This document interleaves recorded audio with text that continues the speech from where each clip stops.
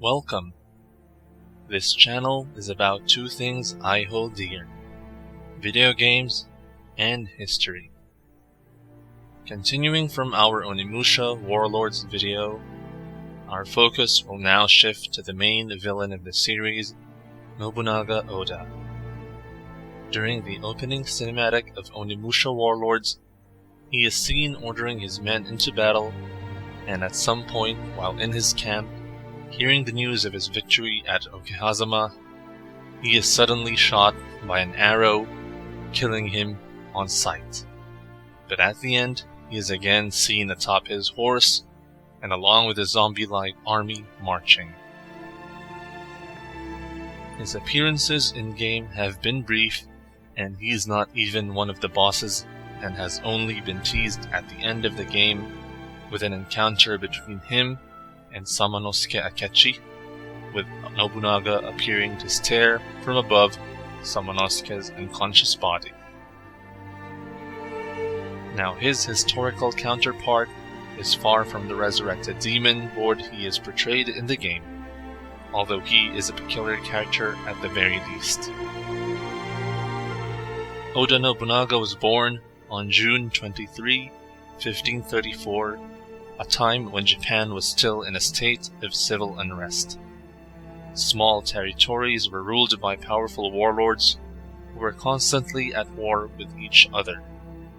The era came to be known as Sengoku Jidai, which lasted almost 200 years. It was a time of social upheaval, perpetual warfare, and intense political intrigue. Oda Nobunaga was the son of the minor noble by the name of Oda Nobuhide. Early in his life, he was called by the nickname of Owari no Otsuke, the Fool of Owari, due to him associating with commoners and peasants. This was not common to people at that time who belonged to upper echelon of Japanese society. Upon the death of his father in 1551, Oda Nobunaga was forced to struggle for power within his own province of Owari, and retaining his rightful place as head of the Oda clan.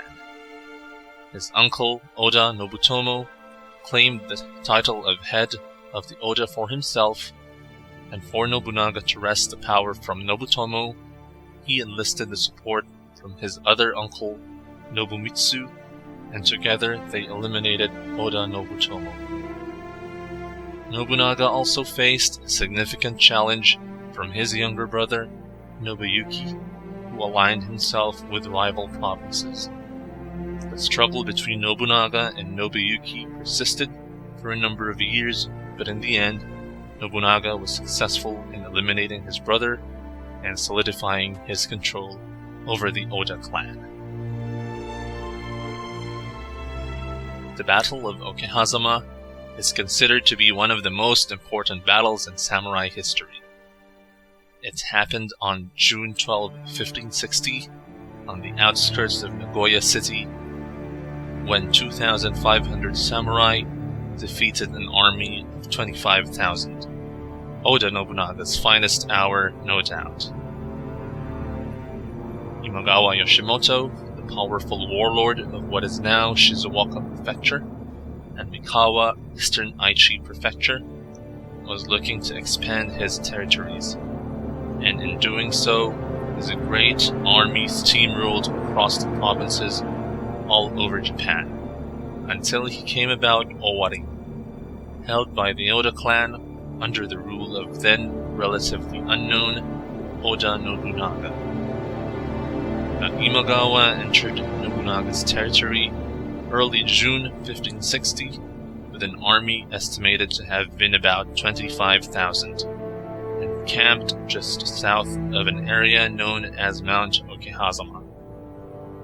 The Imagawa had already claimed victory over a number of Oda-held castles and were celebrating. The Oda forces, on the other hand, could only gather 2,500 men. Oda Nobunaga left his castle at Kyosu and traveled via the Atsuta Shrine, where he prayed for a victory before arriving at the Zenshoji, a fortified temple overlooking the Imagawa forces' vanguard campsite. While there, Nobunaga ordered his men to set up war flags and banners around the Zenshoji to deceive the Imagawa, making it look as though there was a much larger Oda army. Under the cover of a rainstorm, Oda's forces mobilized and left the Zenshoji and made their way towards the enemy. Nobunaga and his men secretly positioned themselves in an area known as Kamagatani, which happens to be on the other side of Imagawa's camp. June 12, 1560 was a steaming hot day, interspersed with showers and thunderstorms. Nobunaga then took this opportunity and made his move. The Imagawa forces, fresh from their recent victories over a number of smaller Oda-held castles, had already removed their armor and were celebrating. The outnumbered Oda forces, being familiar with the lay of the land and having better intelligence, made their way down from the slopes and hills above Mount Okehazama without any trouble. Their movements were masked by thunder. They then entered the small valley and struck hard at the heart of the Imagawa camp. Imagawa Yoshimoto was inside his tent when he heard the first of the fighting. Believing it to be a brawl between his men, he left the camp to investigate and was shocked to see Oda troops bearing down on him. Imagawa Yoshimoto fought off one attack by a spear-wielding Oda samurai, cutting through the spear thrust at him and into the man's leg. He was then tackled by a second Oda samurai, who promptly took his head. Imagawa Yoshimoto died at just 42 years old. The battle raged for a short while afterwards, but with their leader having been dispatched early and all but 2 of the senior officers killed, the remaining Imagawa soon surrendered and some escaped. Nobunaga has done the impossible. 2,500 not only defeated an army of 25,000, but doing so in convincing fashion. The Battle of Okehazama signified the end of the powerful Imagawa clan and elevated Nobunaga's name and status across the nation, leading to his ambition of becoming the ruler of all Japan.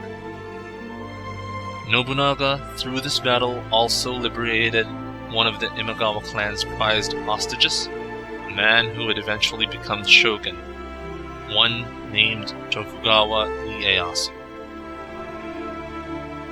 We will explore the other exploits of Nobunaga as we further delved into the Onimusha series on future videos, so stay tuned. Thank you for watching, and subscribe to my channel if you would like to see videos of this content.